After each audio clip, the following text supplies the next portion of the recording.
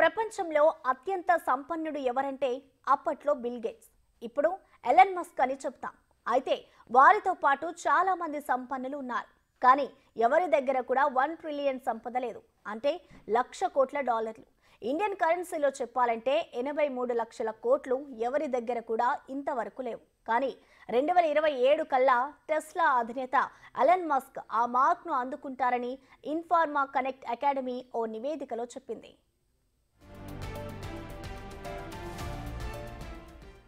మన భారత్ నుంచి 2028 నాటికి గౌతమ్ అదానీ, 2033 నాటికి ముఖేష్ అంబానీ ట్రిలియనీర్లుగా మారగలరని అంచనా.